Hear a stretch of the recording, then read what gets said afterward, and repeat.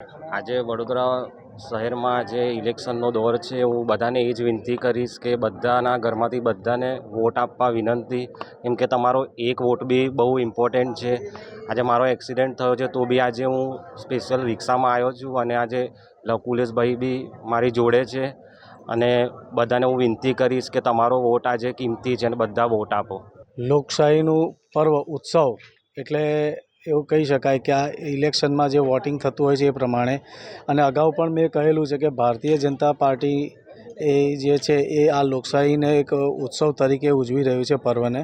અને વડોદરાની સંસ્કારી નગરી જે ઉત્સવ પ્રિય જનતા છે, પછી એ શિવોત્સવ હોય કે કૃષ્ણ જન્મોત્સવ હોય, કોઈ પણ હોય, જે પ્રમાણે ધામધૂમથી ઉજવે છે એ જ રીતે વડોદરાની જનતા આજે આ લોકશાહીનો પર્વ છે એને પણ ઉજવી રહી છે. સવારથી પણ ધીમી ગતિએ પણ વોટિંગની માત્રા એક સારા પ્રમાણમાં થવા જઈ રહી છે એવું દેખાઈ રહ્યું છે અત્યારે.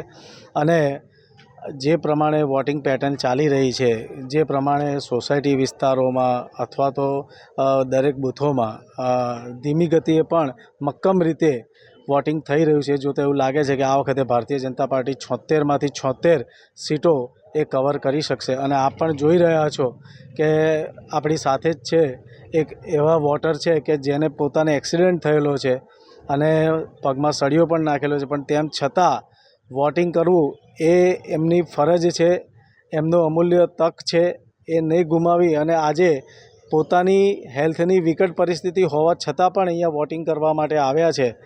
એટલે આ જ ઉત્સાહ એમનો બતાવી રહ્યો છે કે ભારતીય જનતા પાર્ટી પ્રત્યેનું સમર્પણ અને જેને કહેવાય કે લોકશાહીના પર્વને ઉજવવા માટેનો થનગનાટ એ આ પ્રકારના વોટિંગ પેટર્નથી દેખાઈ રહ્યો છે.